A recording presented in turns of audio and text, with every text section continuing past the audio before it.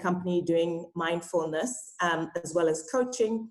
And we've got Kobati Mahome, who is also a coach. So the two of them, really great match. I know we're going to have a really exciting session. Kobati, over to you. Well, thank you, Jean. Thank you so much, and welcome everyone. As introduced, my name is Kobati Mahome. I'm managing partner at CI Coaching, where we help leaders to be more effective today and more fit for the future in their leadership. So just some housekeeping as we begin. You are all on mute, and that is all in service of you, so that you don't have any sounds. You can fully concentrate on what our wonderful presenter is going to be sharing today. If you need, we expect that there will be lots of questions and interactions. And so at the bottom of your screen, you will see there's a chat box and also a Q&A box at the bottom of your screen. Please, as the presentation goes, put your chats, your questions out there. There will be time where we will take them. Okay, so now about our presenter for today, Jess Mbanjwa. She is a mindfulness dialogue lead. She works with some of the top companies across the globe, helping their leaders to lead more mindfully. She lives by the mantra, these are the beautiful days of our lives. And so, Jess, I can't wait to hear from you on this very important topic, how we rethink these crisis days into the beautiful days of our lives. Over to you.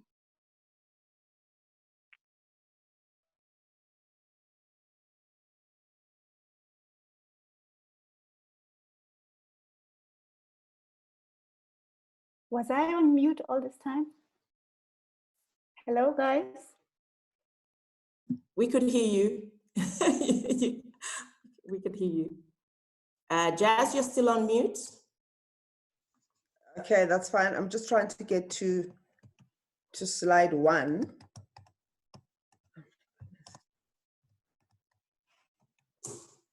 Sorry, I'm trying to get to my homepage. There we go, sorry.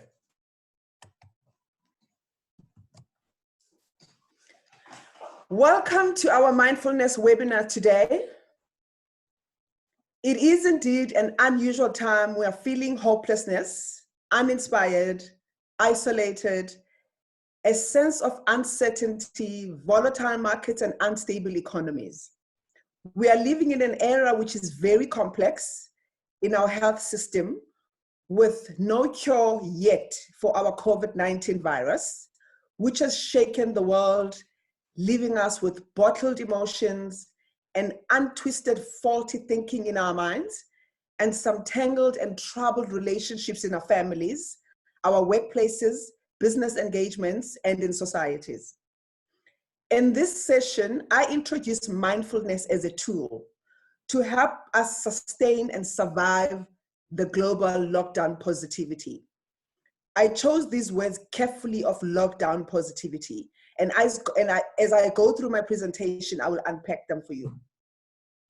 In these uncertain times, mindfulness focuses on the ongoing process of self-development, in which individuals are able to appraise, to survive, the complexity and the multiplicity of the self by integrating a lifestyle focusing on the core strengths. Now, the core strengths in eras like these have to come to the fore. We all need to dig in very deep to find that one or two strengths that will keep us going to endure these times. I now invite you authentically to please acknowledge your own vulnerabilities, risks that are surrounding you, using mindfulness and positive resources to develop a resilient and a flourishing self. Mindfulness as a practice is being fully aware and maintaining a non-judgmental state of mind, a very complete awareness of your thoughts, of your emotions, whether they're negative or positive, of your experiences moment by moment, And during mindfulness, we monitor how we breathe when we feel certain emotions and create a sense of awareness, self-regulation, and self-motivation.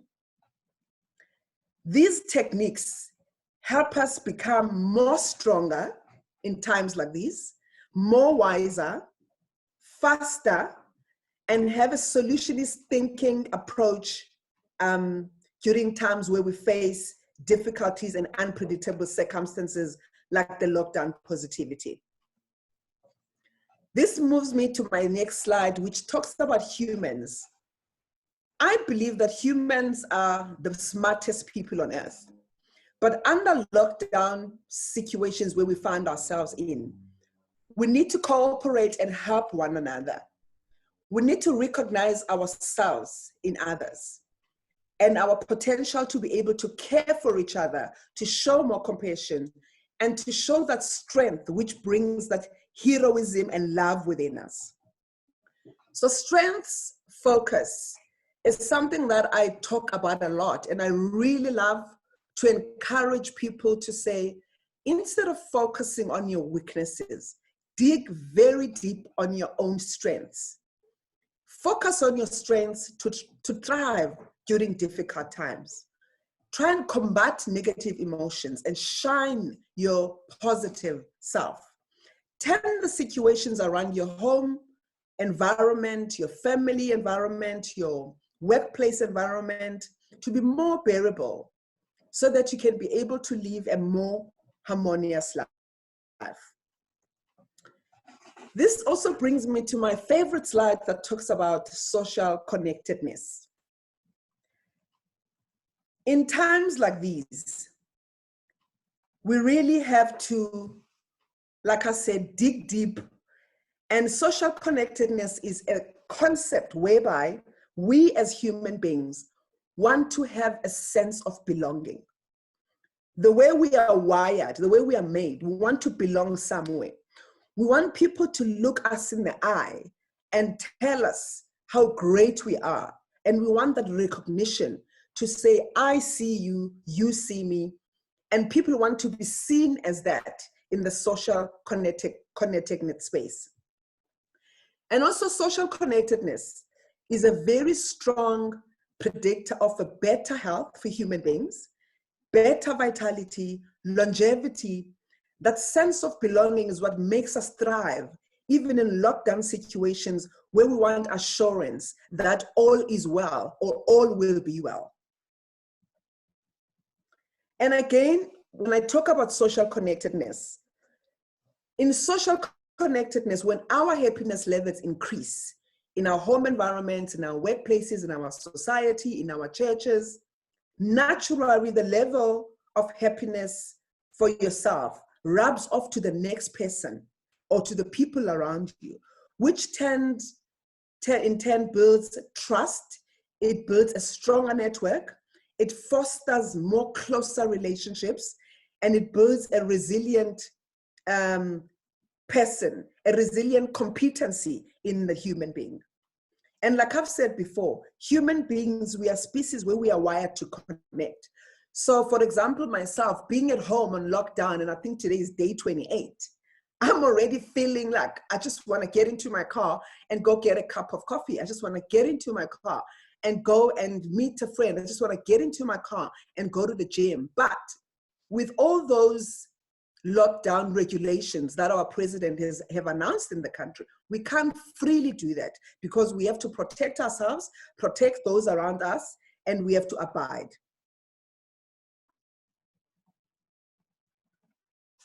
So moving now to my favorite slide, which talks about social capital. Let's talk about social capital in the context of building teams or being one, or that sense of belonging in our societies.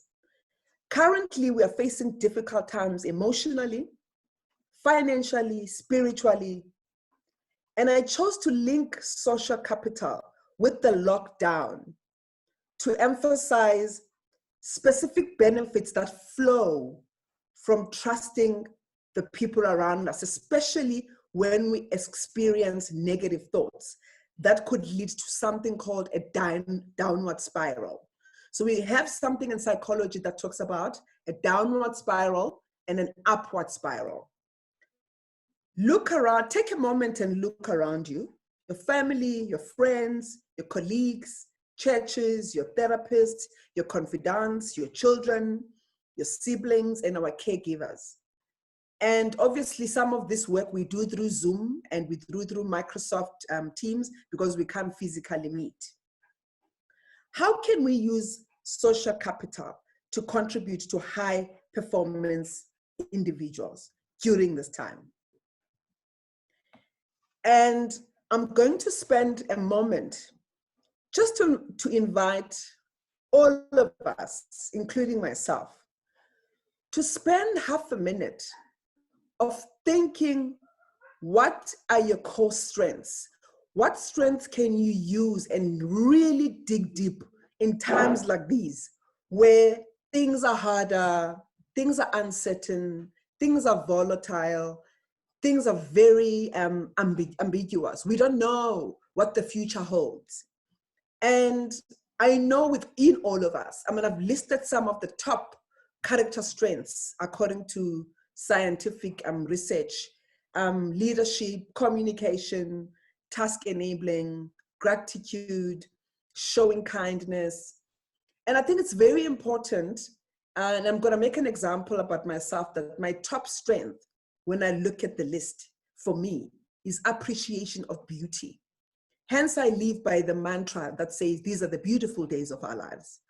So what keeps me going, even as a mindfulness dialogue lead and as a coach who's certified in that space, I've got very bad days. I've got very down days during this time. And I pick up myself by having a cup of coffee, walking around the garden, appreciating the beauty around me, appreciating the grass around me. I can't go to gym, so I run around my house. And I know it sounds bizarre, but I run so many times around my house and I actually talk to the leaves. I greet the leaves. I look at the trees. I look at the flowers. I look at the blooming. I look at the autumn leaves that are falling. And I'm saying, when would I have this opportunity to experience all this if it wasn't for the lockdown? This is why I call it a lockdown positivity. So I'm hoping that everybody has had a share to look at that slide and just identified one or two strengths that talk to them and something that they could practice on a daily basis, on an hourly basis, on a weekly basis to really bring the best out of them under the circumstances that we find ourselves in. Okay. And I'm going to pause on that slide and hand over to my beautiful I'm here. So there are some questions. There's a question that has just come in. Jess, thank you so much for that. And the question we have is, at the moment when this person is saying, how can you help me if I'm not able to see my strength readily from the list that's there? What sort of tips are there that could help me even more to find more of my own strengths? What's your experience in that, Jess? Thank you so much for the question. I love the question because it actually applies to me as well as a mindfulness dialogue. The first thing that happens when somebody says, what are your strengths? I interview a lot of people through my human resources background. It is very difficult to pinpoint at the top of your head what your strengths are. However, there's a way of working around it, especially when you are in a depressed mode or when you feel isolated or you have a lot of anxiety or your negative emotions are down or you're actually on a downward spiral for whatever circumstances that are facing you. Strengths are not rocket science. So if I remember well, I think there's 24 top character strengths according to the professors across the world. And I've just listed 10 here. So for you to find that strength in you that you actually cannot identify. You spend a lot of time trying to first understand the self. What kind of person are you? What do you like? What don't you like? What makes you tick? What makes you what brings the best in you? What brings the worst in you? And once you start digging deep into the self, which I always talk about to say, you know, it starts inside out. If you don't understand the jazz or the Hobati or the gene, how do you understand the next other? And how do you then understand the world? So I invite the person to reach out to me to make them understand how they can dig to find their strength. But I'm also giving them homework to say, go and listen to your thoughts. Go and listen to your mind. Go and listen to your body. Take a walk. Cook if you need to cook. Whatever therapy makes you dig in deeper within that meditation space or prayer space of yourself spiritually, you are bound to find one thing that nobody else has, and it's unique to you as a strength. And I hope I've answered the question. Yes, certainly. I think that we will get some more on that. And the other question that's here is about how is it that somebody gets to connect a lot more with themselves? What are some of the tips around connecting with self? A beautiful question. And you know, I love these questions because I used to ask them a lot to myself before I got into a space that I'm in now. So a connection with yourself is, first of all, for me, those very silent moments on your own with yourself, in quiet environments, in tranquil environments, a space where there is dead silence. And the way I'm going to position it's that feeling of actually facing yourself, facing the jazz, facing your fears, facing your successes, facing your failures, and not being able to get out of the corner before you can actually be authentic with yourself. So I would say those connection moments with yourself require absolute silence. In mindfulness tools, we call it meditation. And when you meditate, there's a certain way that you stand. There's a certain way that your posture must be. There's a certain way that you remove the noise from your life, moment by moment. You listen to your breathing technique. I was so shocked to understand when I was doing my mindfulness course with my professors that as human beings, we are breathing every second of the day. And that's something that I had never paid attention to. So that momentary breathing in and out is absolute most, because the minute you start breathing in a certain way, then you know all is not well. The minute you start breathing in a certain way sometimes, then you know you're feeling very relaxed. You're feeling very calm. And some people connect through music. I mean, one of my therapies is to get into my kitchen and cook and connect very deeply with myself while I'm trying to make my pots. Other people go lie down on the beach, other people go to church, but absolute silence within yourself at a deeper level. And I just want to make a quick example to say, one of the things that can help you to also connect with yourself is that, you know, you could be walking in the street or driving in your car, and you actually could be meditating and talking to yourself. And I call that, in my world, conversations with yourself. Have authentic conversations with yourself and face the fears and face the failures and deal your successes and go deeper within you to be able to come out and face the things that are bothering you. And just the last one to expand on that question is that, you know, there's something called forgiveness. It's a very difficult thing. And I've been through the journey and I know it's it's extremely difficult. I had to spend silence moments with myself to forgive certain things about myself. And just to throw in something there, one of them is weight. I've tried so hard, but there's a point where I had to say, I'm forgiving myself. This is my weight. I might not be happy with it, but I'm going to do something to fight it until the last moment, because it's something that bothers me every single day. So I hope I've answered the question from diverse angles, Yes. but it really needs you to face those fears or face those big things that you think you can conquer. And trust me, moment by moment, you get to a closer place where you are feeling much better. Well, thank you, Jess. There's more questions, but I think it's let's continue with the presentation, and then we will pause again to take more questions. So thank you for that. Okay.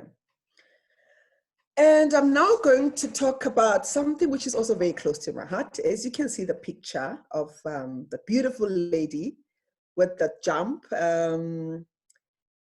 playing tennis. And I think that says it all in the picture. I mean, the strength that you can see there is absolutely wonderful, from her posture, from her body image, from her technique. I mean, I'm not going to expand into it, but I just want to invite listeners to just, again, look into the strength approach and our daily practices of what we really, really can do to make life easy in terms of our strength approach.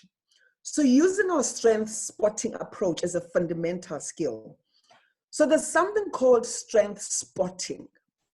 When you talk about strength spotting, you actually pause in a workplace environment or family setup. You tell the person of how good they are in what they do. The amount of upliftment that can do to that person of being told how good they are by spotting that strength is humongous. I mean, I can't put a price into it. So let's practice a lot of spotting the strengths within the people or within ourselves or within our communities. And the outcome of strengths approach is to keep others around us highly motivated and increase their levels of happiness. Now, the lockdown positivity theme has two pillars in my world. I'm calling the lockdown positivity to rethink our thinking. There's a lot of thinking we have to do during a time like this, where we find ourselves. I think in the history, I have never been locked down for 28 days in my life. I think even maternity leave, you do have some time to just go out to get some stuff, but it just feels like a never-ending maternity leave. But we are where we are, and we have to embrace it because this is the situation that we find ourselves in. And I think I'm going to invite a lot of us during this time of lockdown positivity to rethink our thinking in terms of our business strategies, how we're going to do things differently going forward, how we're going to re-engineer our businesses as women business owners, how we're going to rest, use this time to rest, use this time to reflect, use this time to re-engineer, use this time to regroup, and maybe use this time to rewind and see what was the lifestyle like before the lockdown, and what can we correct that we did in the past, now in the present, and craft a suitable and a sustainable future for ourselves at an individual level, family level, economic level, and a societal level. So rethinking is something that I think all of us, if we haven't done it, I invite you to do it as soon as possible. Take your pen and paper, write your new lifestyle, because things will never be the same again. Things will never be like we used to do. We can never travel like we used to travel at a drop of a hat. We can never just go to church and just sit in a pew and praise and worship like we used to do in environments where there's a lot of people. And schools, I mean, homeschooling, we've seen. We can never now just send our children to school and it's business as usual. Things are going to change slightly with online distant learning and doing things in a very mindful manner to change the way that we've done things. Obviously, that talks to reframing our mindsets as well. Yeah, Jess, I want to come in there. There's some questions for you on strength spotting that I think would be useful to answer now while we're talking about strength spotting. The first is, how important is it to keep telling or uplifting my staff who are working from home on their strengths and uplifting them? That's a question that we have now. Okay. So as I've mentioned, strength spotting is the single most important skill to keep others motivated and happier around you. Now, with the virtual teams, Microsoft Teams, the Zoom links, and connecting from wherever people are, it is such a lost opportunity for us as leaders if we actually really had to wait for the lockdown to spot strengths for the people around us. But having said that, it's never too late. When you as a leader connect with your teams, say on a weekly or a daily basis, it is still the most critical time to spot strengths within teams. And I will make an example. In your team, if you've got someone who's highly analytical, or someone who is a business analyst, or someone who writes really well, or someone who's behind the scenes in the back end trying to fix things, or someone who's more client facing, this is the time where as a team, and we are connecting from wherever we are connecting, to use those skills to say, Khobati, we know your strength. We've spotted it already. It's being analytical. Please help us analyze the data. So and so, we know your skill is client facing. Obviously, you can't face your clients face to face, literally, but we are going to deploy you to be the person who's going to make sure that our customers and our clients are happy. Do that phone call, and we are dedicating that to you. And then once a week, or when you consolidate all the strength spotting within the teams, you find that you've got the most wonderful team, because everybody is focusing less on what they can't do good, and they're focusing more of what they can do better. And that's how teams flourish within the workplace. I hope I've answered that. Okay. Yes, you have. So let's continue. The other ones will catch, we'll share them later. You can go ahead. Okay. So I've spoken about reframing our mindsets, reassessing our norms and values.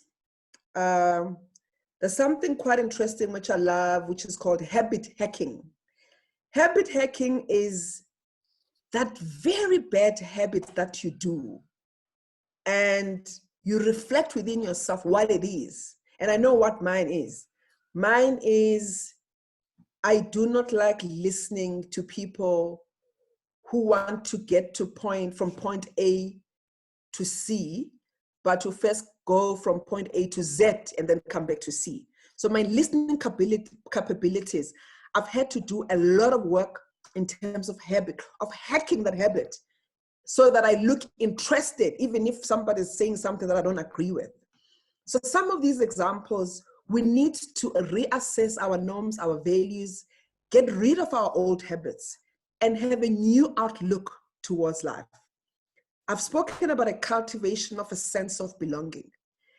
There is no better way than now for us to feel that we belong somewhere, from a family perspective. And I think when I really think and I reflect and I meditate and I pray in this point, the people who've been affected by COVID-19 at the moment, and maybe they don't feel a sense of belonging because they're in isolation for 14 days or 21 days or whatever the number is.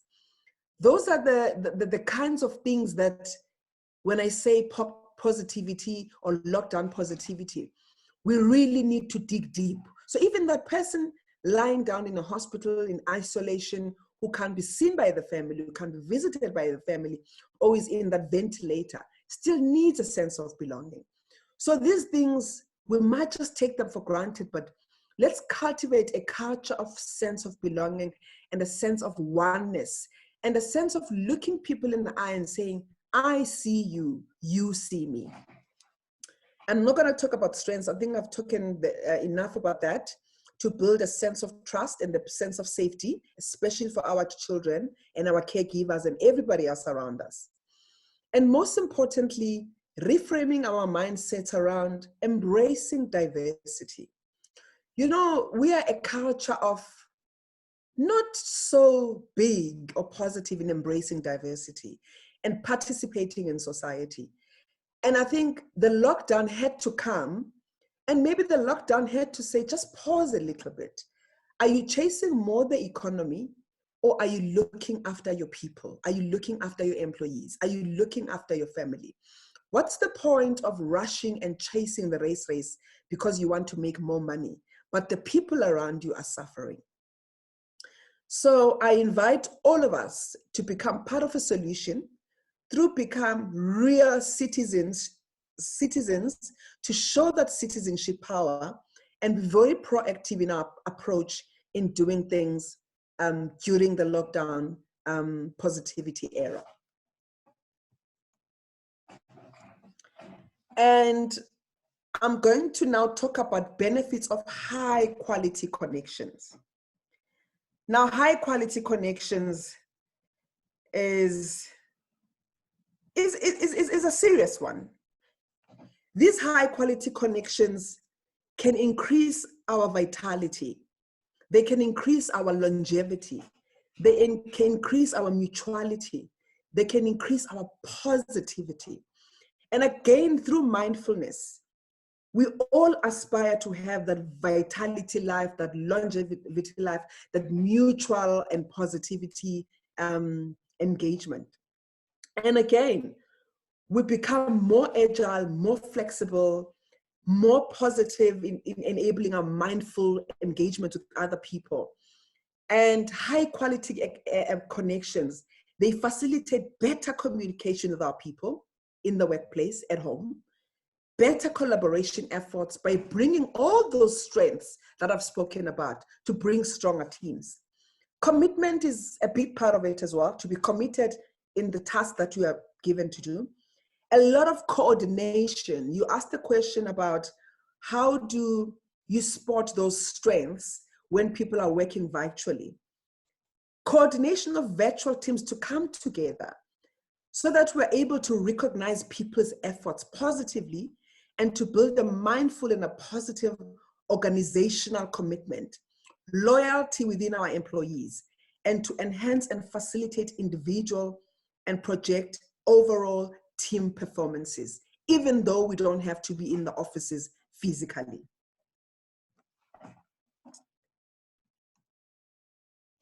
Just on that one, Jess, Yeah. on high quality connections and habit hacking, there's a question from a colleague who says, I am my worst enemy and critic. And this often gives me anxiety and reduces my productivity. And so the question is, what strategies are you able to give me to help hack some of the habits I have of criticizing myself and being my own enemy in that sense? So criticizing yourself can be good or can be bad, depending on the context, depending how far you stretch the criticism within yourself. And I'm going to reframe it a little bit to try and answer it holistically, to say a lot of us fear failure because we were taught or we're wired to say we have to be successful. Now, the biggest thing in mindfulness scientifically is that in your daily activities or your tasks enablement, you have to fail in something to be able to learn see your mistakes, and move to the next level.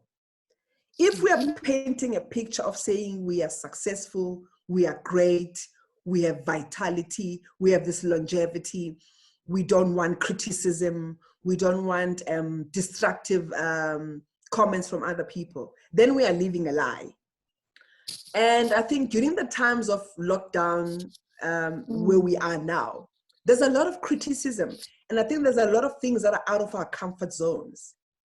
And I would say when I answer that question to try and zoom in, there's nothing wrong to being your worst enemy, to criticize yourself, but everything in moderation so that you don't fall into a slump of a downward spiral and you start getting into depression and anxiety.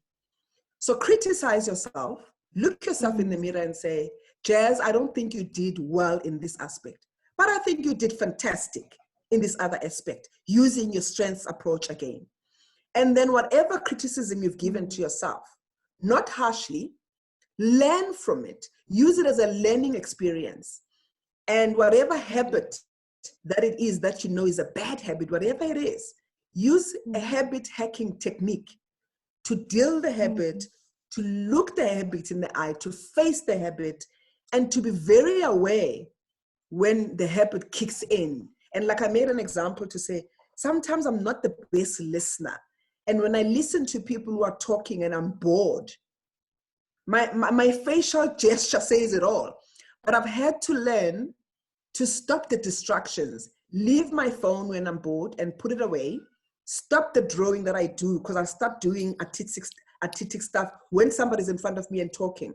So you learn to forgive yourself. You learn to know that I can't do this because I know where it's going to lead me.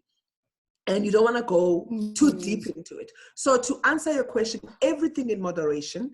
Do criticize yourself. Do acknowledge your failures, but don't go too extreme that you can't come back from the downward spiral, so that you can dial in the upward spiral in you to use your strengths to be a better person. So we learn, we keep learning, actually. That's just how it is. We just keep learning through the failures. Okay.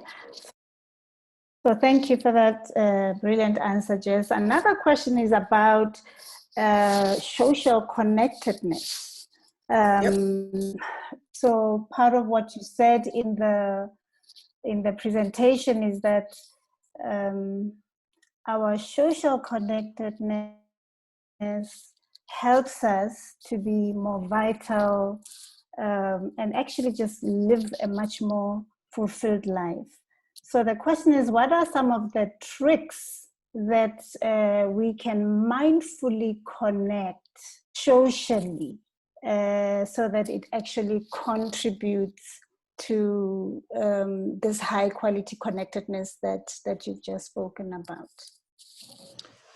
So human beings are wired to connect. We are people who are wired to connect.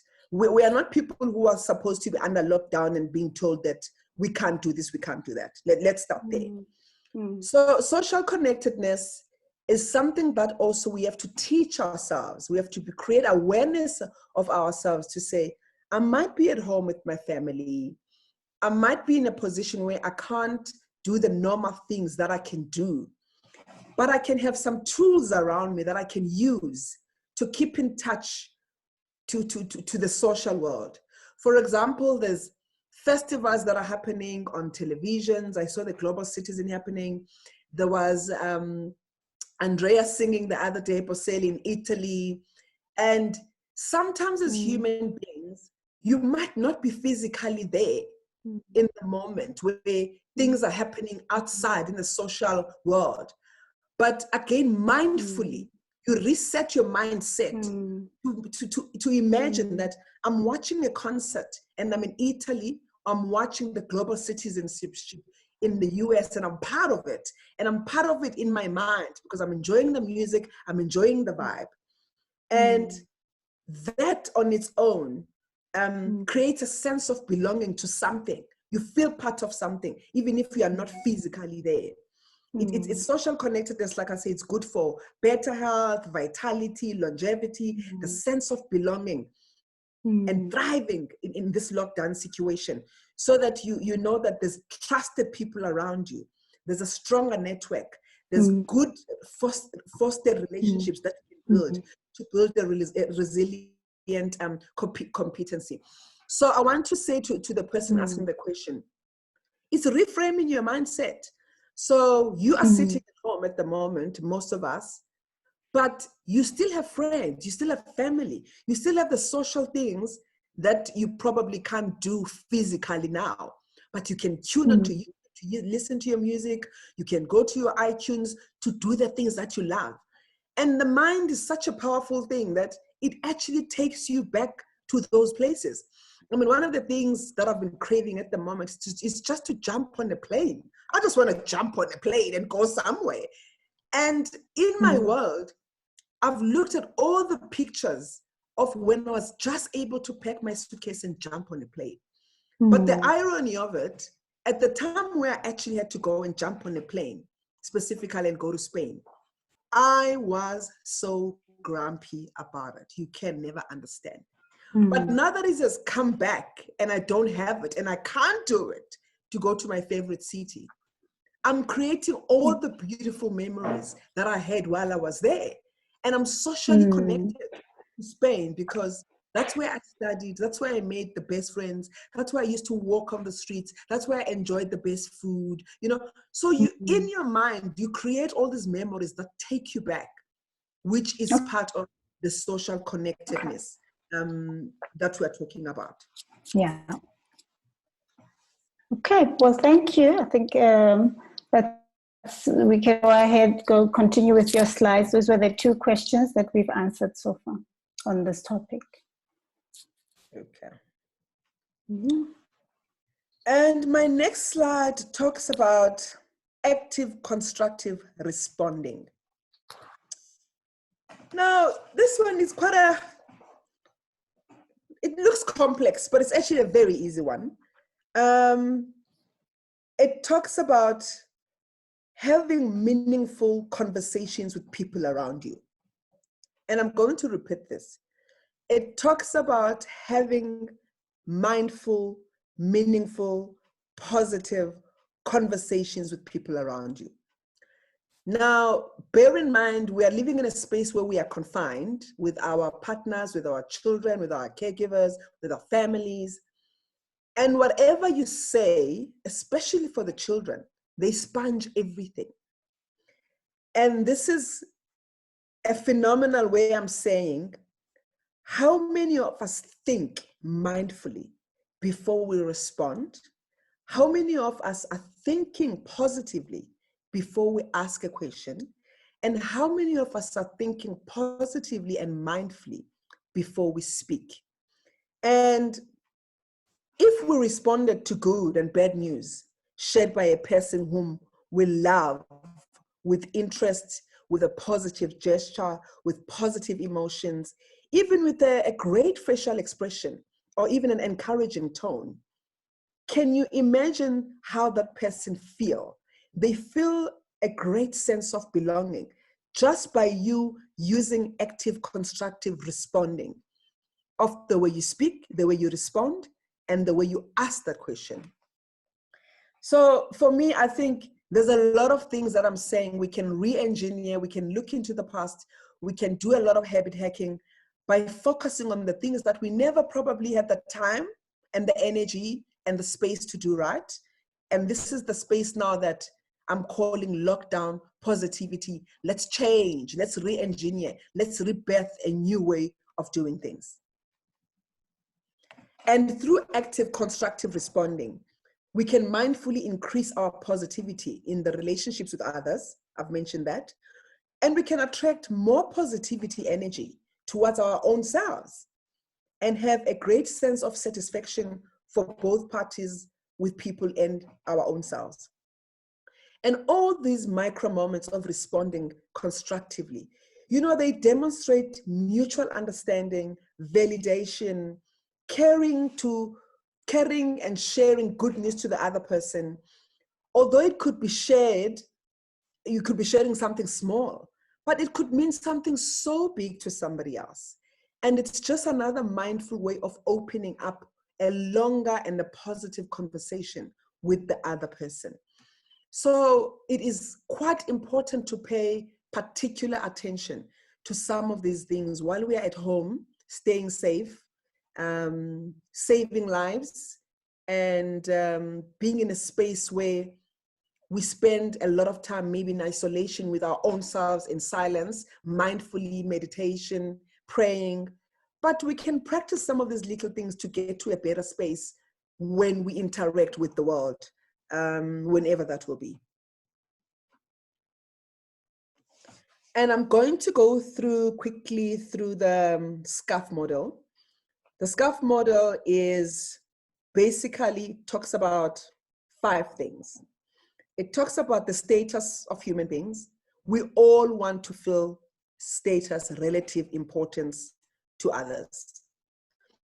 It talks about certainty. Now, certainty at the moment, I think, is a word that doesn't exist to all of us. And I'm talking in a global view because the life at the moment we are living is very uncertain. No one can tell us what's going to happen tomorrow. Not another 3 months of the life. And we are also talking about autonomy.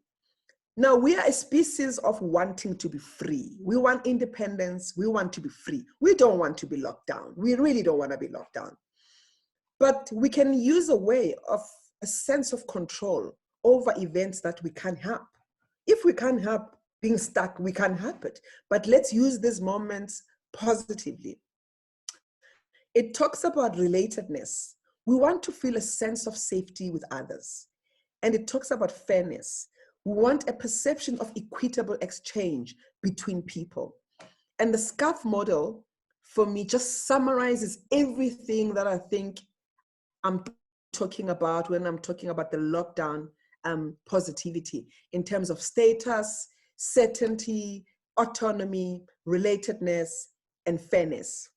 And SCAF counts. It's just me saying SCAF counts. Read the model, look at the slides, Google it. It just counts if you follow it in that manner.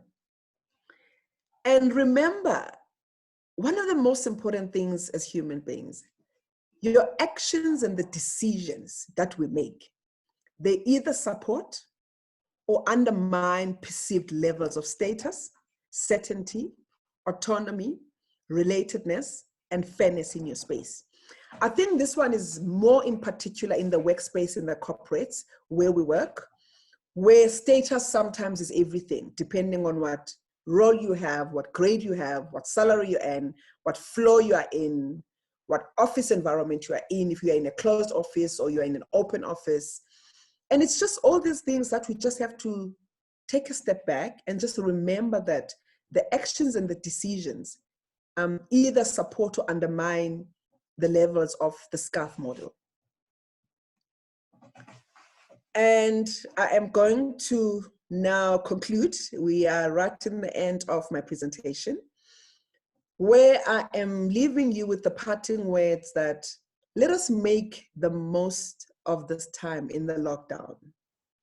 Let us rebuild ourselves. Let us re-engineer our businesses. Let us re-collaborate women-owned businesses and think differently. Let us rethink our thinking. Let us reframe our mindsets.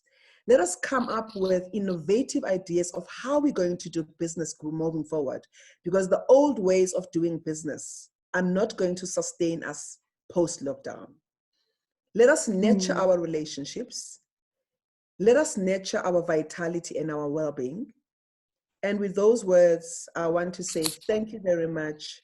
Hashtag lockdown positivity. It is not all lost. We can all do it.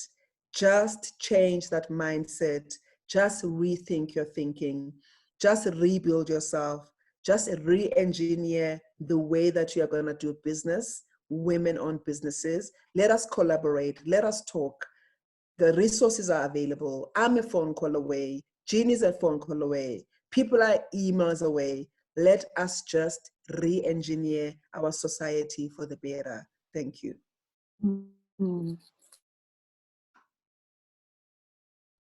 Thank you, Jess, so much. We have a few more questions, I think, to go through in the remaining 8 minutes of our time together. The one question is, what is the daily practice that you could suggest to help with mindfulness and using the strength approach and many of the key tools that you've shared with us today? So if I can answer at a personal level from a mindfulness perspective, it all starts with you. And again, I'm going to go back to the self. What is it that you want for yourself? What kind of life you want to craft for yourself? What kind of spirit mode in terms of emotions do you want to be in? And having said that, I know some people are coming from a very low base of depression, of anxiety, of isolation, of suffering, of abuse. So this is not a pretty picture of saying, let's wake up and be happy chappies. It doesn't work like that. But step by step, from a mindfulness perspective, I, for example, listen to mindfulness meditation every morning on Calm and all sorts of other apps that are available for at least 7 minutes to 10 minutes. I close my eyes. I listen to my body. I listen to myself. I prescribe what kind of day I am going to have, because I've got control of what kind of day I'm going to have, irrespective of the circumstances around me. I exercise a lot. I run sometimes. Sometimes I do stomach exercises, depending on what I feel like that day. But I think it's all the self, what it is that you love. Do you love yoga? Do you love praying? Do you love meditation? Do you love music? What it is that makes you flourish. And I can prescribe what I do for myself, which I've just explained, which makes me flourish. I mean, sometimes I just walk around the garden, just to take a walk around the garden. And for me, that's healing, you know, that makes me makes me feel part of nature, feel part of something. So I hope I've answered that. From a mindfulness perspective, it's not total silence. Yes, you have. Core, moment by moment, and listening to the way that you are breathing. Okay, so there's one more question that I want to put in before we go. Is there a difference between being mindful about asking a mindful question and how you say something? So being mindful about asking a mindful question and how you actually ask that question, I think is what the question is asking. So, is there a difference? There's definitely a very mindful way of asking questions. And I think we did touch on it on the active constructive slide, that the way that you ask or the way that you speak or the way that you engage mindfully or positively even is quite critical, because if you use a certain body language which is negative towards somebody, woe unto you, because you might receive it right back.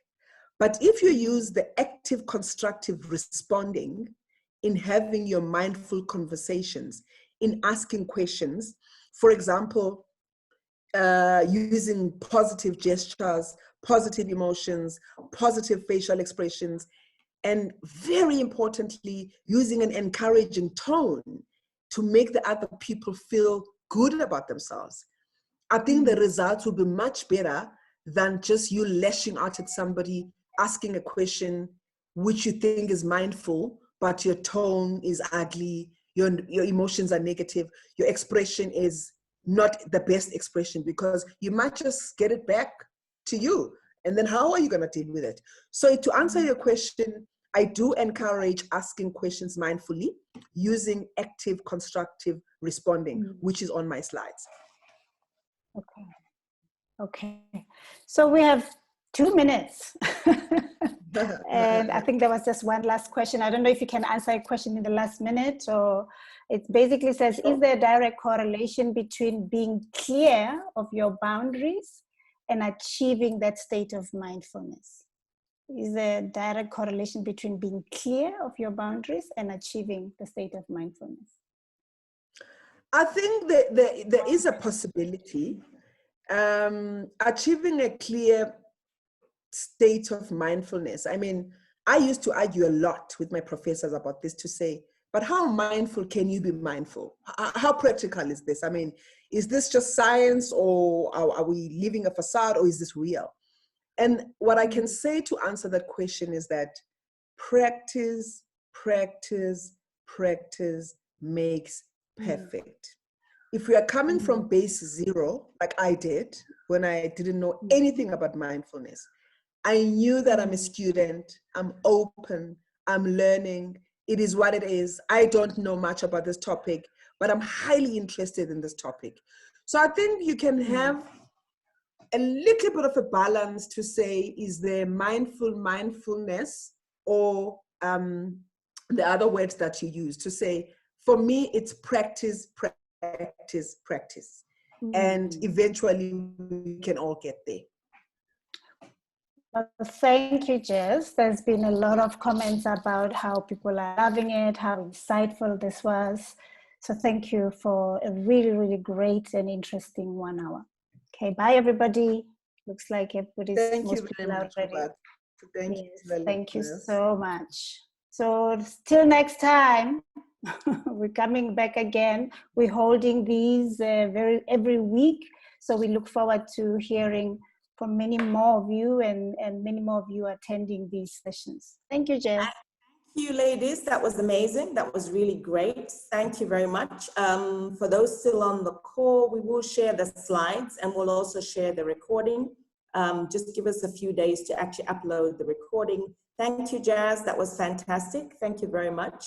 I think we need to be reminded constantly that we do need to be mindful. I have to say, I've now started making sure I stop for lunch, have lunch in the garden, sit in the sun, get my vitamin D in, and just pause, because often we don't pause enough times.